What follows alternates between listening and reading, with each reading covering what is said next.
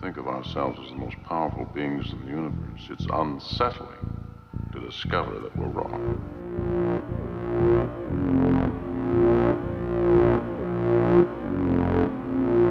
Time has come to see the world as it is.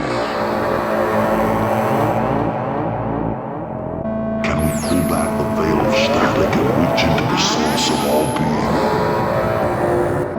Behind this curtain lies this random pattern generator. You will be responsible for an escalation that will destroy everything. In this episode, I'll continue reading various journal entries. Here's an undated entry called Some Recent Interesting Anomalous Events. One of the spirits I interact with via one of my toys has recently been performing acts of the poltergeist variety even when I'm not microdosed or invoking. The lint guard on my dryer popped off the door and hit the floor the other night. He claimed responsibility and informed me that he wanted me to clean it. It was pretty damn clogged. The other day I noticed that a pillow on my balcony had seemingly been attacked. I had put a garbage bag over the pillow to protect it from the elements, and there were now 3 large, even slashes cutting the bag open. I knew it wasn't a cat because cat scratch patterns are remarkably different. This looked like it was done with a knife. I was going to write it off as another kind of animal that somehow got on my balcony and created 3 even slashes with knife-like claws, but the same spirit claimed responsibility and said that he wants me to take the pillow off of the balcony. Last night, while playing a game, I came back into the room after going to the bathroom, and my TV had been switched over to my computer instead of the game system it had been on. He said that he did it because it was important for me to stop playing the game at that moment. This morning, while I was in bed watching bits from the kids in the hall on my phone, I heard a crashing sound out in the kitchen. When I came out to see what it was, a Tupperware bin I used to store various items had been shoved violently off of the countertop, spilling the contents all over some leftovers on the kitchen countertop which was beneath it. This bin did not just fall off the countertop, but was pushed a good 10 inches across the surface. The nature of the situation excludes the possibility of one of my cats being the culprit. They just can't push something that heavy, that far, and that fast. Besides, they never get up on that countertop. It's too high up for one thing, and also they know it's forbidden. The same spirit claimed responsibility and said that I need to go through the stuff in that bin and clear out the useless junk that I don't need. Cleanliness is very important in a spiritual sense. Yesterday morning, I found a necklace made of shells coiled up neatly in the middle of my living room floor and a tea candle right next to it. I was puzzled as to how and why my cats would have brought this necklace out from wherever it was. I don't know, I had never seen it before. And set it neatly on the floor in a circle, but my spirit said that it was done by one of them. The candle was placed next to it to indicate to me that they wanted me to put the shell necklace in my collection of toys and objects, which I use for magical purposes. I put candles there as well. Apparently, this was not done by the same spirit I've been mentioning, but by an envoy of Morpheus, the Greek god of dreams. I honor and invoke Morpheus quite a lot, and he likes to remind me that he's there, one time by shoving my phone off of a table right in front of me. There was no mistaking the poltergeist nature of that event. It happened entirely in my full view. When I've inquired as to why he does these things a lot, the answer I get is that he wants to remind me that physical, waking, dense reality is much more like dreams than we realize and can be malleable to a degree. I think he said another experience I had with Morpheus was, I put my head down on my pillow once and had this massive rush of memory of many dreams from throughout my life, even going years and years and years back to my childhood. It was quite remarkable, and he did claim responsibility. Here's an undated entry. Considering the striking information coming out now about Bill Cosby, we can see generally what time that was from, I'm no longer confused as to why my spirits always considered him to be a monster. It never made sense to me, now it makes a lot of sense. Yeah, years before the allegations came out, they insisted that Bill Cosby was a monster. And I said, why? Because he tends to be racist against Hispanic and black people? And they were like, no, it's worse than that. It's much worse than that even. And yeah, that was before any of those allegations came out. December 2nd, 2014, another small instance of possible precog. The other morning, I woke from a rather lucid dream where I was hooking up with a girl, well, just casually putting our arms around each other as we walked around. After waking up, I thought how I could recall her face in detail, her narrow eyes, her sandy blonde hair dark at the roots, etc. I wasn't strikingly attracted to her, but she certainly wasn't unattractive. About an hour and a half later, I went to the local Rusty Taco, and while waiting in line, I noticed that the girl in front of me looked exactly like the girl in my lucid dream. Only her hair was long and in a ponytail rather than cut short under her ears like it was in the dream. I caught her staring at me a couple of times. Who knows? Maybe she remembered me from a dream of her own. December 8th, 2014. I just found my battery recharging dock knocked off the wall with 2 of the batteries removed. My spirits claimed responsibility and said that those 2 batteries were finished charging. Nothing big, but this sort of minor poltergeist event happens every day, usually just to aid me in small ways around my place. December 10th, 2014. Last night I walked by my shelves and a collectible mini-single from a Japanese band I like, Bucktick. fell off the shelf, so I put it back, making sure that it was centered and sturdy. The next time I walked by that shelf, the same CD flew off the shelf again, so I put it back again and made sure that it was set up in a solid and balanced way. The third time I walked by, the same damn CD flew off the shelf again. I thought that this was really strange, so I asked my spirits about it, and they said that one of them had knocked it off each time, only with the intention of reinforcing in me a non-materialistic perspective. And I think I've noticed that poltergeist things happen close to my vicinity more because they use my energy to perform the act itself. December 21st, 2014. So I'm in Olympia in Washington State visiting my brother and his family for Christmas, and before breakfast they did the obligatory prayer to the Lord, which grows more and more unbearable to me every year. I found myself envisioning a turbulent whirlwind over the table, scrambling their prayers which are bound in a fear-based religion. I then entreated Mara, representing the Earth Mother, as being the one who would receive their prayers. I thought it was a strangely spontaneous and powerful experience, but my guide informed me that I had actually done something good for them. When I was back in the room in which I'm staying, I saw my phone fly off the shelf. I put it back and then watched it slowly slide off the shelf.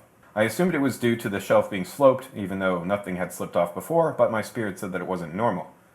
I put the phone back exactly where it was, and it just sat there without moving at all. I repeated this several times, putting it even closer to the edge each time, but it just wouldn't budge. They said that one of them did it to remind me that they were still there, with me, in someone else's home. And now, the news. What the hell in God's name is going down here? On the 24th of July, 1973, in North Greenbush in the Albany area of New York, Bob Hill, manager of radio station WHRL, witnessed a fall of papers from the sky. He watched them flutter slowly down. Quote, "I'm certain the things must have been above 10,000 feet. The sky was crystal clear. There was nothing to interfere with my observation.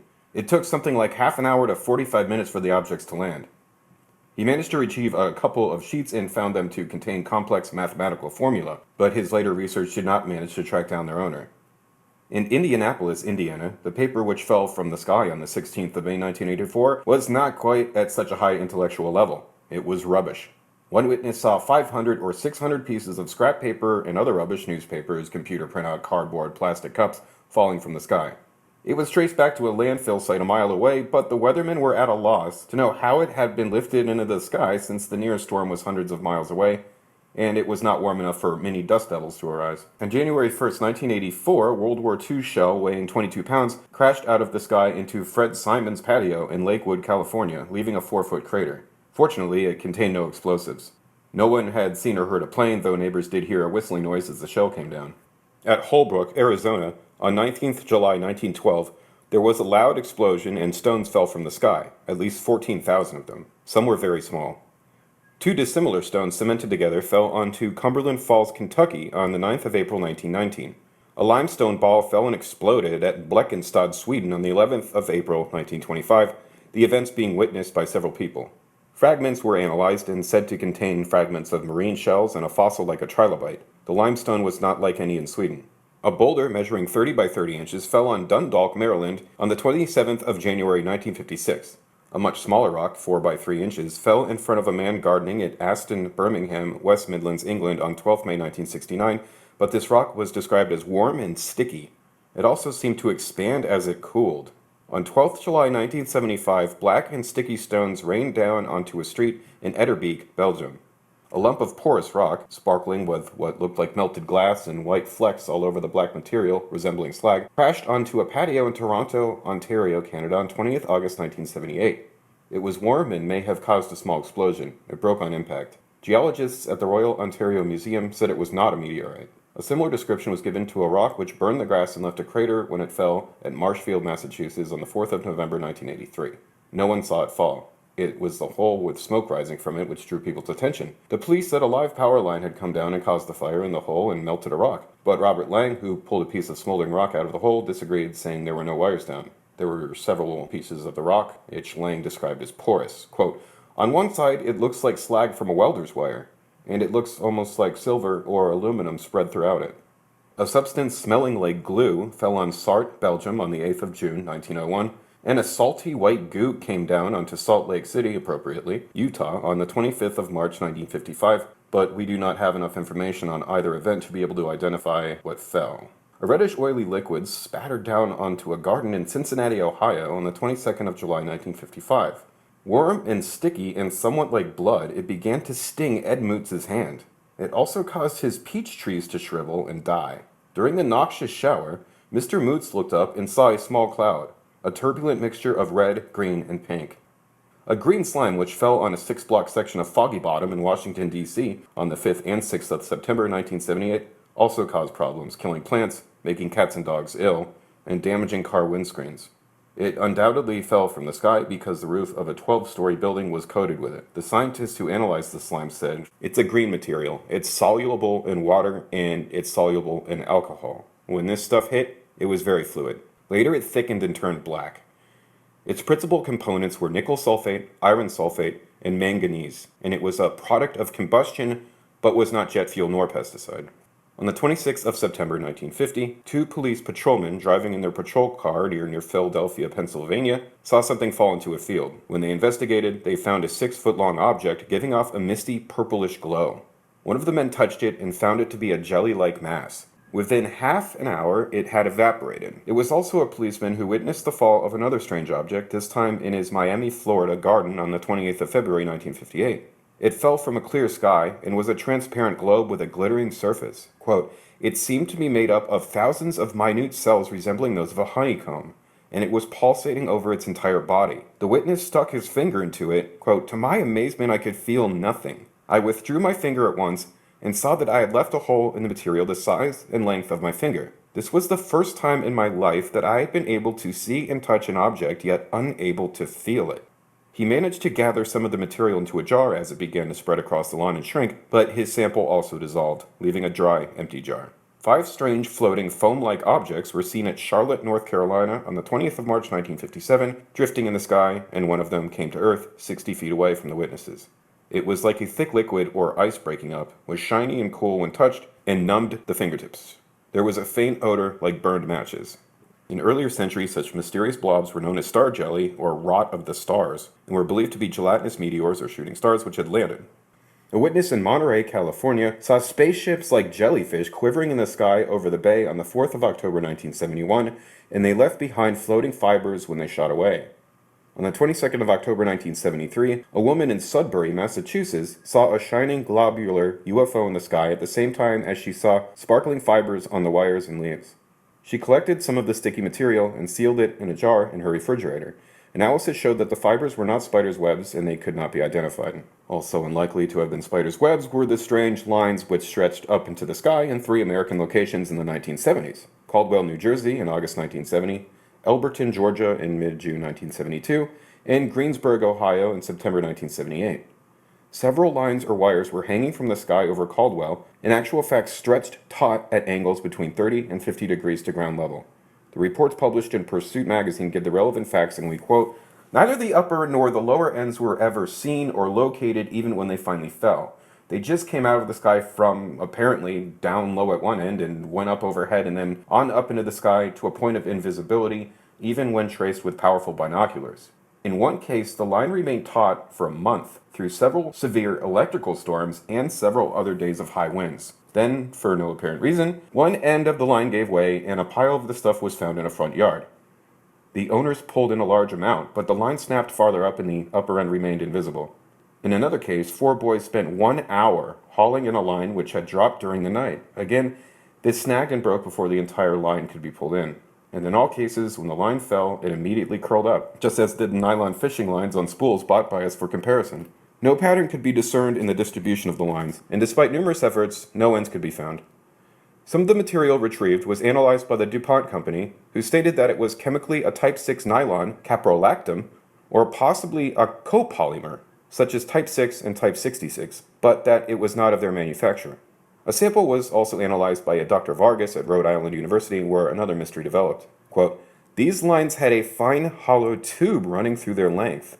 When Dr. Vargas first examined the specimens, this was empty, but after a time in a vacuum jar, he found to his amazement that this tube was filled with some other solid substance, and this defied analysis, so far as we can make out. 2 years later, a similar line, single this time, was seen in Elberton, Georgia. Newspaperman Herbert Wilcox was alerted by the initial witness, and he went over to see the thing for himself. Quote, "By the time I got there, the sun had come up and the moon had gone down, but the line was still mounting the sky and shimmering in the light of the early morning sun as far as the eye could see. An earthy guess was that it might be a kite string. If so, this was the longest and fanciest kite string ever seen around here. Besides, there was no kite in sight to hold it way up in the air. Another guess was that it was some sort of hot line laid out by a plane, or maybe a parachute had disintegrated way up yonder and that this was what was left of it. This still didn't explain how it managed to stay up there. During the day, Eddie Boswell got on the roof where the line was at its lowest point. He pulled in yards and yards of it, but never saw a thing to indicate what it had been fastened to. There were two kinds of material in the line. That pulled from the west was a fluffy, shiny white substance. That from the east was a tiny, hard-finished green material, something like a fishing line. Both were hard to break. The third line we know of, there may have been more, was seen at Greensburg, Ohio in September 1978. A man who found it snagged on a bush behind his house began pulling it off and had to call his neighbors in to assist. Using fishing reels, they collected 1,000 feet, filling 8 reels before the line broke and floated away. It could still be seen stretching up into the sky, and the theory again was that children had been flying a kite using fishing line, but although this explanation was invariably trotted out, no one has ever reported seeing this elusive kite or finding anyone who had been flying it. Now, this next event happened to Fortunato Zanfretta in Marzano, Genoa, Italy, on the 6th of December 1978. As midnight approached, the 26-year-old night watchman decided to investigate 4 torchlight lights moving about horizontally 3 feet above the ground in the courtyard of an unoccupied summer house. When he tried to call the home office to report a possible case of housebreaking, Zanfretta's car lights and two-way radio failed. As he walked up to the gate, he held his flashlight in one hand and his gun in the other. The 4 lights began to move toward him, then disappeared behind the house. When Zanfretta appeared around the corner, he was suddenly pushed to the ground. As he turned to see his attacker, his head brushed up against the leg of a dark green 10-foot-tall being. 2 huge, luminous, triangular yellow eyes, their outer corners inclined upward, were set in its head, which appeared to be 2 feet wide. At the sides of its head were pointed spines instead of hair, and perhaps a pair of pointed ears or horns as well. On its forehead, Zanfretta saw some luminous, irregular wrinkles, which may have included a third eye. The being's body was a mass of dark gray, horizontal folds of flesh or tubes. The being then suddenly vanished, and Zanfretta fled back to his car. When a loud whistling noise broke out, accompanied by a heat wave, he turned and saw a huge triangular craft rise up from behind the villa and shoot straight up into the sky. Zanfretta called for help on his radio, shouting, "They aren't men!" He noted that it was 12:16 a.m., later than he thought it would be, and fainted next to his car. An hour later, colleagues found Zanfretta in a field far from his car. They later discovered a horseshoe-shaped impression about 24 feet wide. 2 weeks later, after complaining of persistent headaches, Zanfretta was placed under hypnosis. He described having been abducted into a hot, round room where his monstrous kidnappers had placed something on his head that caused him great pain. A man driving through Eau Claire, Wisconsin, spotted an unidentified animal he says looked like a 2-legged wolf. David M., a Canadian businessman who provided a last name but requested to be kept anonymous, told Cryptozoology News on Monday that he was driving along Interstate 94 the night of October 1st when he came upon the alleged creature. Quote, "I was hoping to make it to the casino in the Dells and stay there," he says. "As I drove along, I noticed a figure moving towards the right side of the road." David described it as a black 6 to 7 foot tall creature and fuzzy and shaggy in appearance. It was standing upright, slightly leaned forward. He added that he could not figure out a head or upper limbs because it was a quick glance, but that there was one thing about the animal that really captured his attention. Its legs. They were slender and backwards from that of a human, and were dog-like in anatomy with long sloped cannon bones. The cannons were sloped nearly 45 degrees and very long, about 3 feet.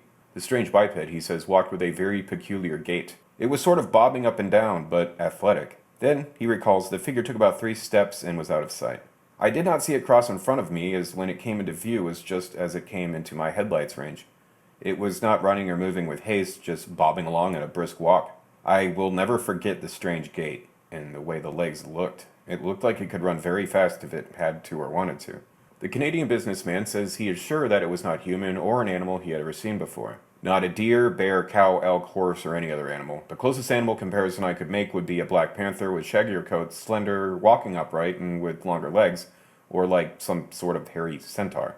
And David, who claims he had always thought Bigfoots and other cryptids were hoaxes, says skepticism has quickly dissipated and now believes he could have been looking at the Wisconsin Wolfman. I am from Ontario and had never been through Wisconsin before in my life. I had not heard of any Wisconsin werewolf or anything of the sort before this. I have now looked at some of the photos around online, and a few appear very similar, but what I saw seemed a bit more lanky, he said.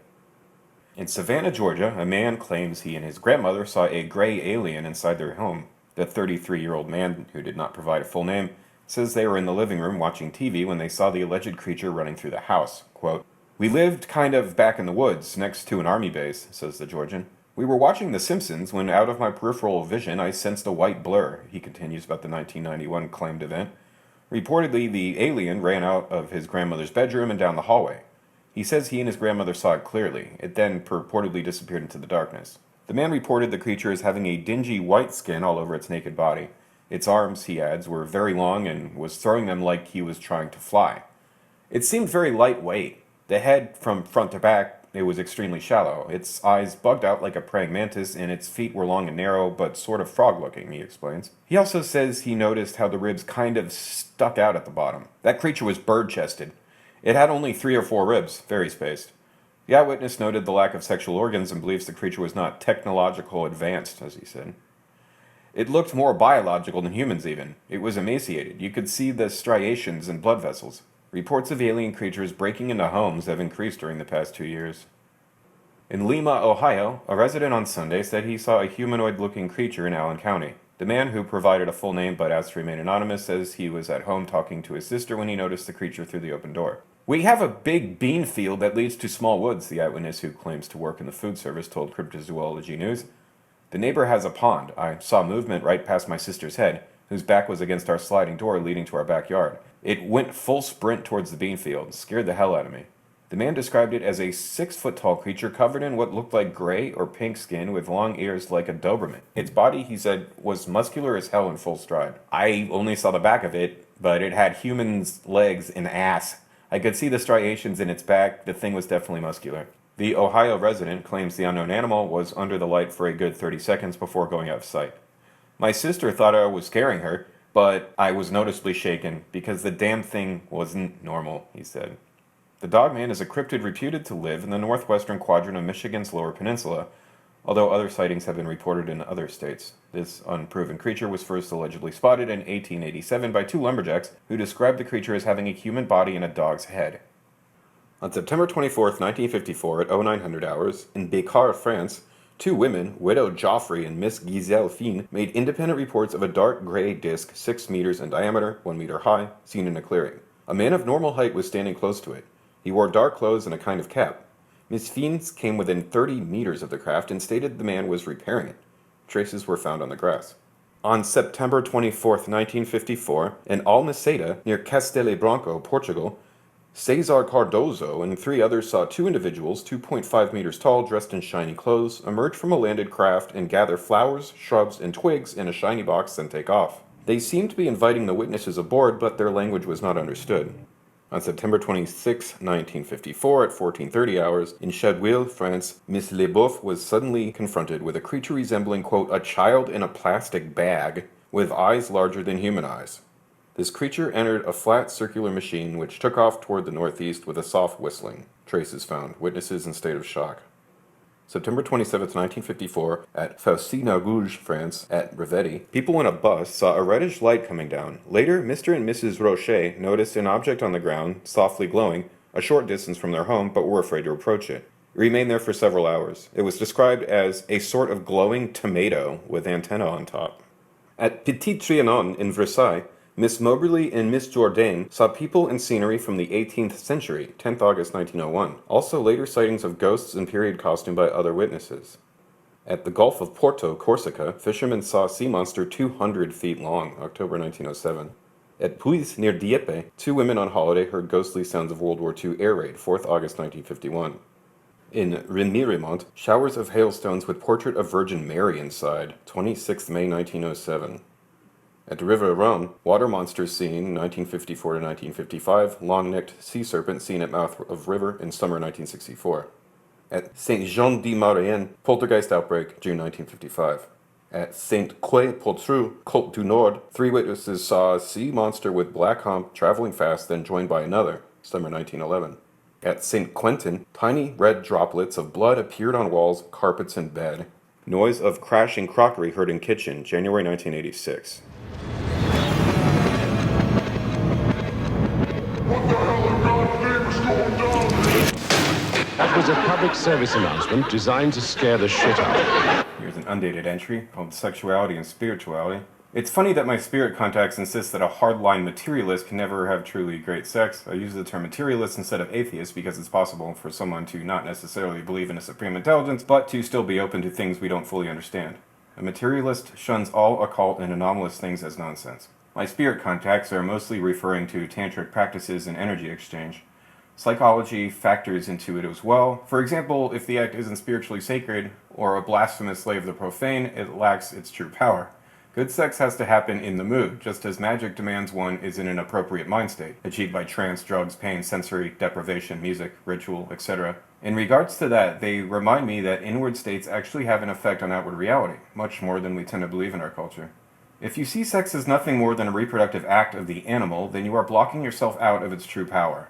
It is God, in a way, after all. P.S. If you are alone, be reminded that masturbatory acts also carry their own power, magic, and energy, though I'd highly recommend using a toy. Ignoring one's own sexuality is a form of spiritual suicide. They insist that puritanical notions of saving oneself for marriage and not touching oneself are absolutely self-destructive in the most pernicious way. But if you are someone who has no sexuality, then being asexual is perfectly fine. Most people are sexual beings, but not everyone is. January 10th, 2015. I've recently had a problem with small flies developing my cat's litter trash and then spreading into the rest of the apartment. I noticed that the flies were returning, so I dumped out the entire box into the trash and threw it out, and as I was doing that, flies were swarming out and all around me in the sink room next to the bathroom. This is the room with the litter box and the trash, and has a door that won't close all the way. Later on tonight, I went into the small bathroom next to the aforementioned sink room and found that it was absolutely swarming with flies, buzzing in the air, crawling on the walls, covering the ceiling. It was like just about every fly from the litter incident had wound up in that tiny bathroom when they usually spread out around the apartment, specifically going for the kitchen. Remember that the door to this room was open to the rest of the apartment the whole time since the door won't close. This was a good thing since it gave me the opportunity to spray them all dead with soap water attacks. This seemed a bit strange, and when I asked about it, my guide said that it was an unusual event triggered by one of the spirits, specifically the house gnome one, the brownie as some call them, who are noted in folklore for helping with mundane tasks around the house. She somehow attracted most of the flies into that one room so I could kill them easily. This isn't the first time that I've noticed an unusual gathering of different kinds of pests in my bathroom which the brownie took credit for. In a related but somewhat different anecdote, I've sometimes noticed gatherings of ladybugs in my TV room right around the couch where I sit. She has taken credit for that as well, though that is a different scenario, the purpose or meaning of which I don't quite understand. He was abducted by aliens earlier this afternoon. That little girl got lost under the bed and she went into an alternate dimension.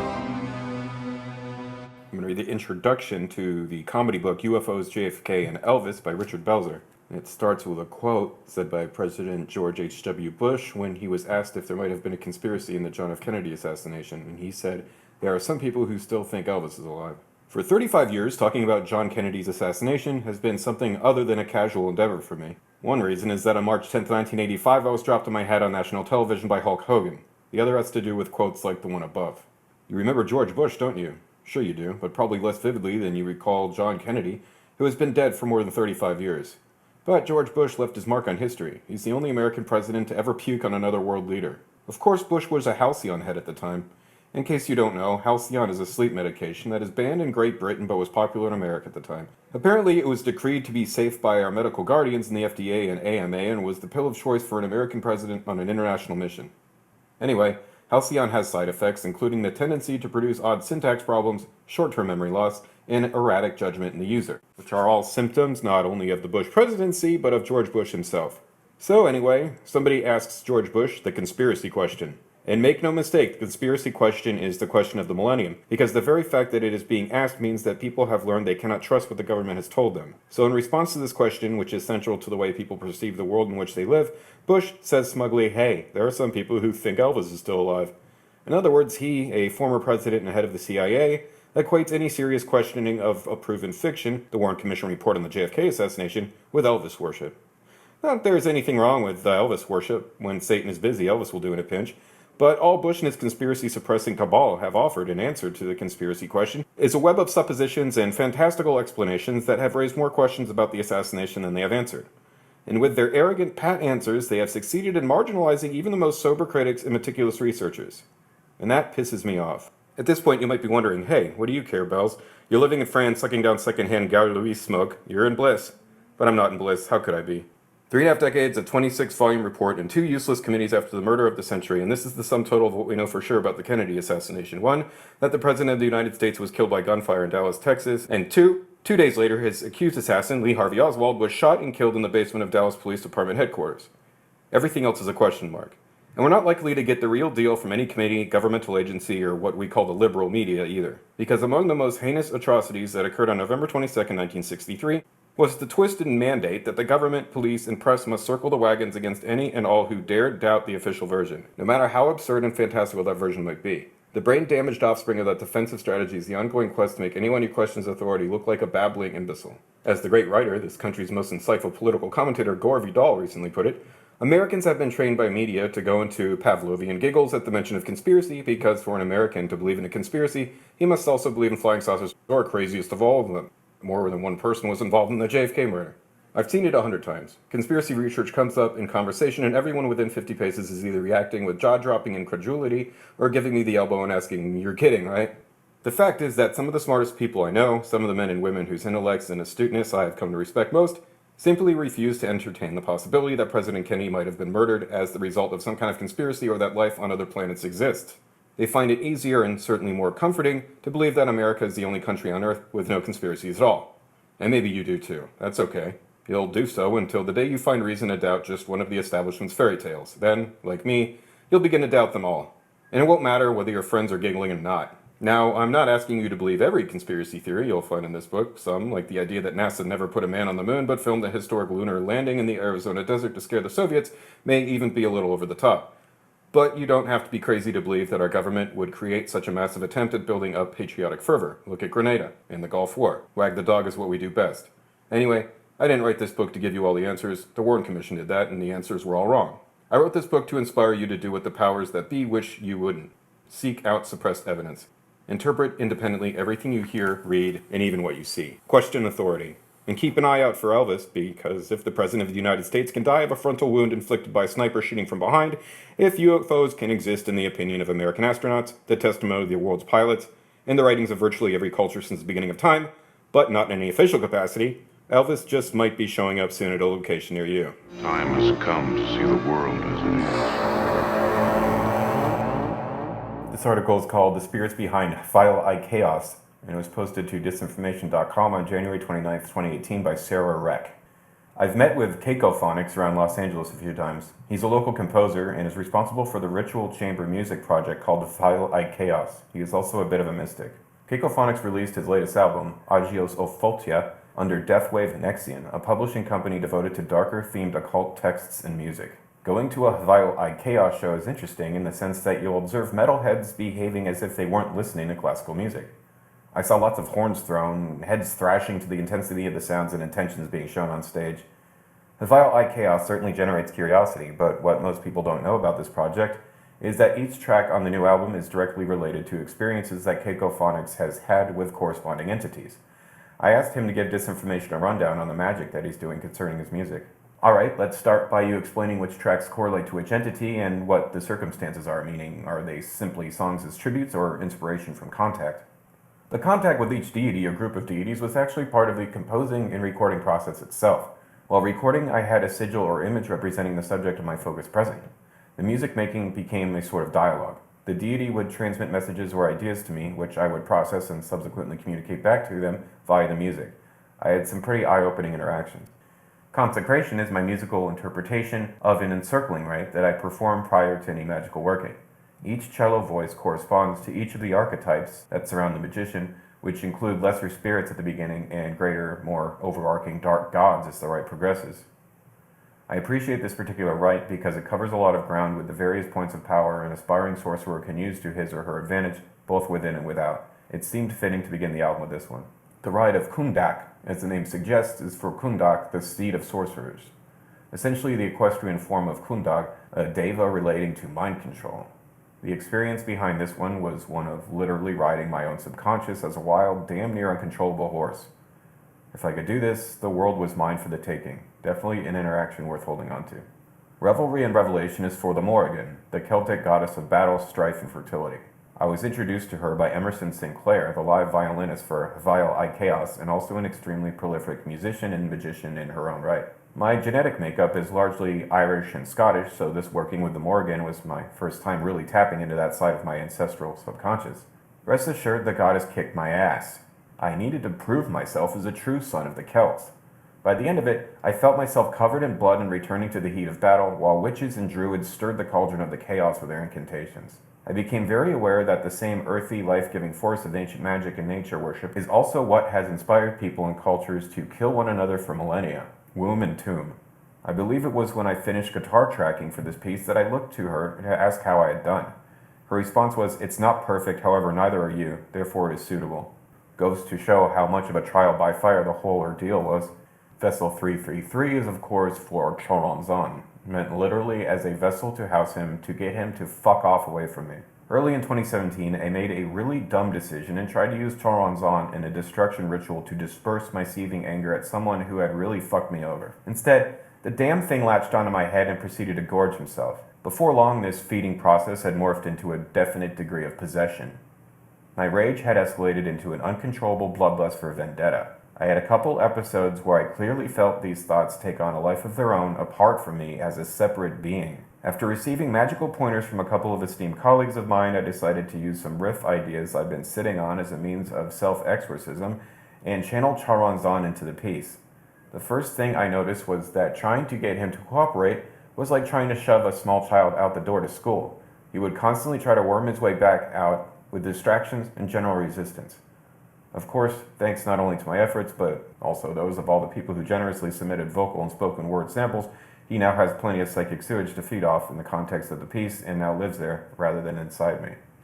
Hermetitude, a wrathful reclamation, is for the greater overarching archetype of the adversary, that divinity born of fire and suffering, purified, a tragic hero beaten down and yet defiant, that latent potential which lives inside all of us yet so suppressed, wrathfully reclaiming that which is yours. At the end of this one, I received the words, "Rise to fall to rise, become as Kether, accept yourself," words I now try to remember and live by. Naturally, being an arrangement of an existing sinister chant, Agios o Baphomet is for Baphomet. Any and all representations of Baphomet, ranging from the goat of Mendes through the O and A depiction. What I became extremely aware of here was all the correlations and similarities that lie beneath the surface of all these various interpretations. All things considered, we still have utter balance between masculine and feminine, nature and humanity, order and chaos, creation and destruction all rolled into one.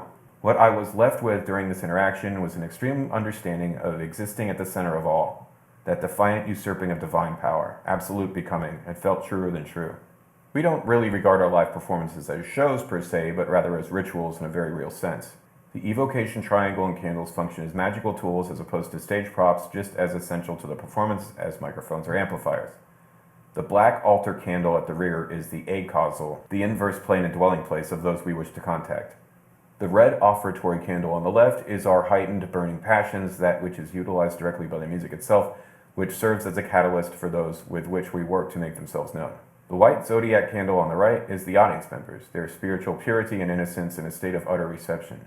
With all this set in place, when we play, our energy is transferred into the triangle and then out towards the audience in an earnest attempt to conjure and confront. Some may see this as invasive or as a type of spiritual assault, which isn't necessarily an incorrect assumption. However, as discomforting as it may be, removing the veil from the eyes of as many as I can is something I see as my artistic and spiritual calling in a way. To light the beacon is subversive indeed. I just hope to turn as many hearts and minds as I can. Too long have we slumbered. I remember at the performance I was at, a man went up to the stage and muttered audibly, "They're opening up a portal," and then promptly seemed to have left or disappeared to somewhere else inside the venue. Do you close the portal or take any sort of reasonable precautions? Oh yes, that night at the Regal might actually be my favorite live ritual of ours so far. The energy in the room between the performance and the audience was special indeed. I always cast a circle around the stage before we perform and banish afterwards. While the intent is to reveal entities and phenomena to those who may not have been exposed to them before, we certainly don't want anything following anyone home and making life difficult for shits and giggles. That's appreciated. How did you come to do this line of work? My immediate family are all classically trained musicians in some capacity.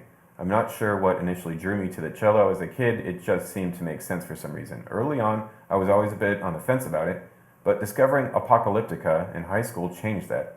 I've always enjoyed darker and more extreme forms of metal and rock, so both with Hvile and Kaos and the various session jobs I've taken, I've been able to find a balance between my rigorous training and the music I listen to for personal enjoyment. My interest in magic and the occult came later on when I was in college. Well, I'd always had a fascination with religion and spirituality. For the longest time, I didn't have any real access to the darker and more dangerous side of things. Coming full circle, music is what really changed that. My discovery of bands like Dissection and The Devil's Blood opened my mind to what music can really be used for, as well as what my options were on religious and philosophical front. It was only a matter of time before I began to wonder what my love of occult-themed music might possibly say about me. Time has come to see the world as it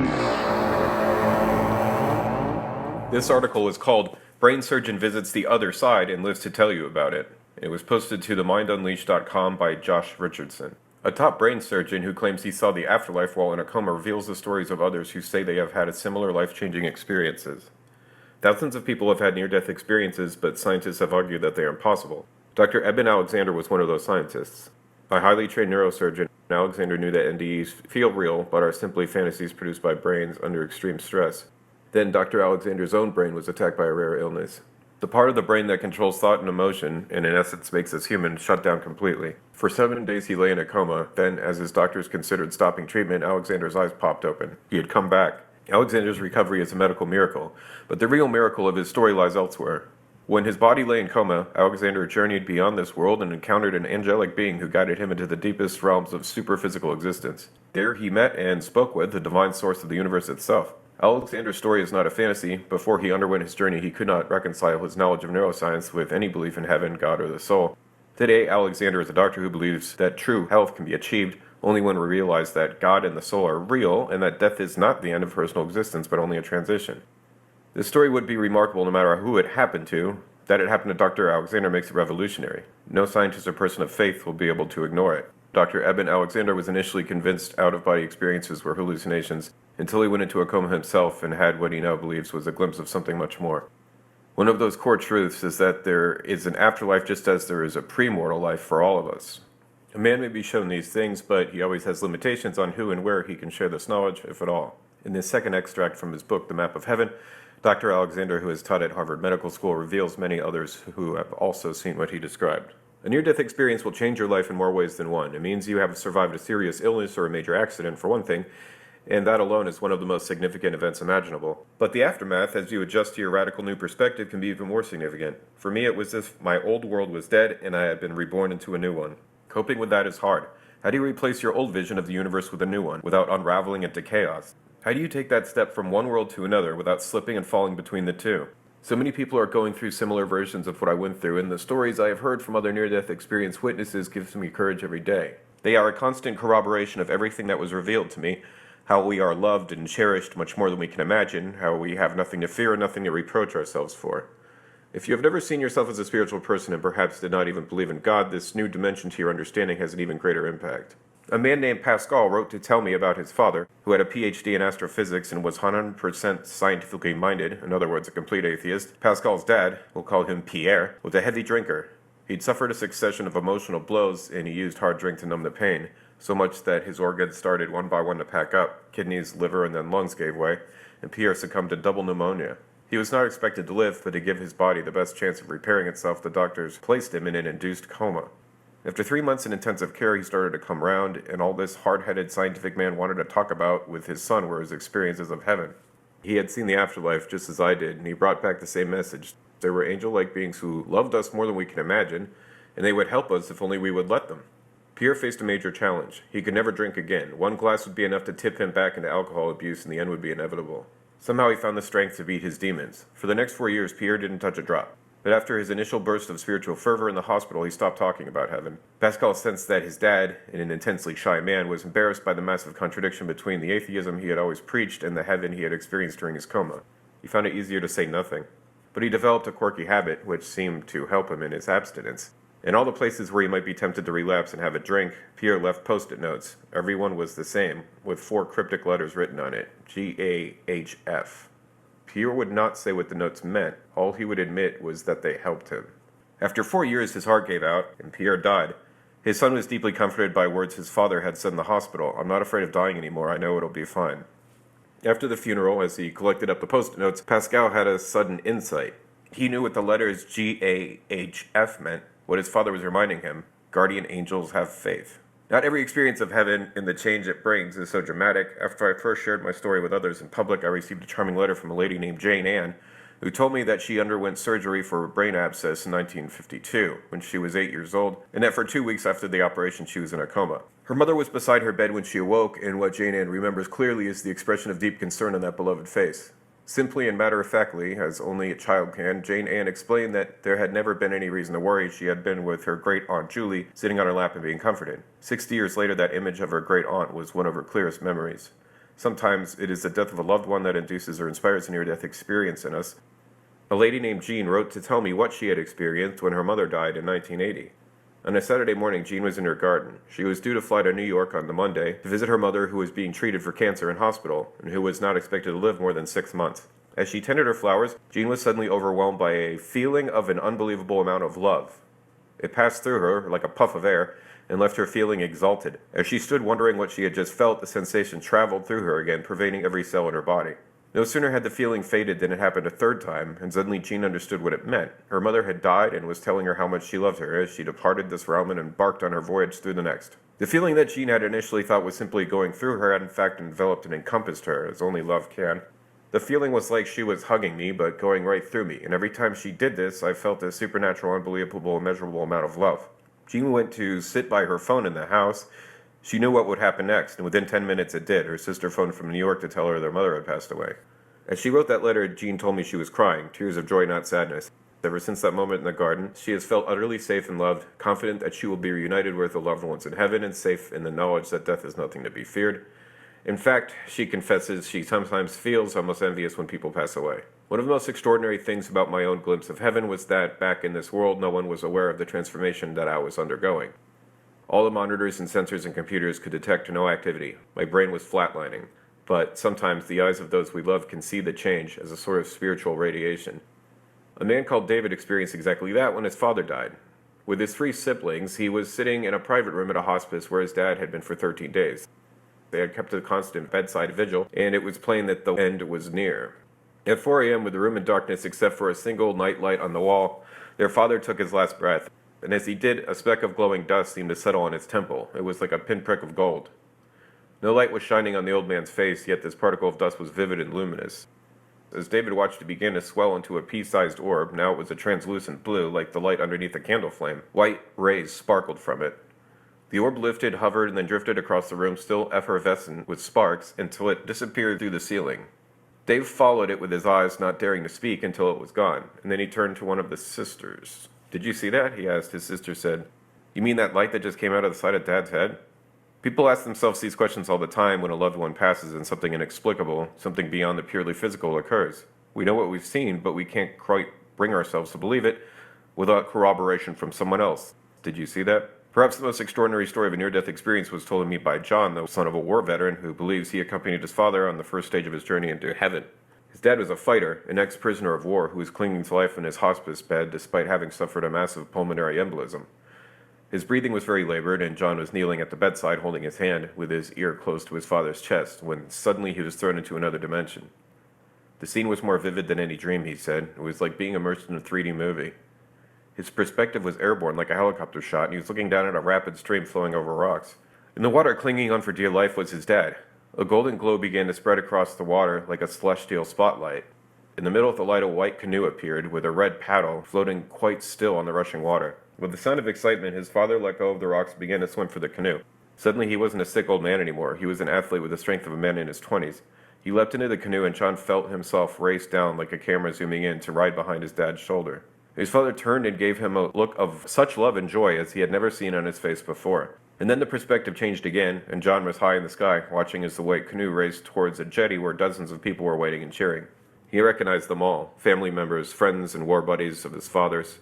As the canoe docked, he saw his dad stand up and raise the paddle in a salute, grinning and almost beside himself with delight. Then he leapt ashore and disappeared into a huddle of embraces and backslaps. At that moment, John found himself back at the bedside. His father's heart had stopped.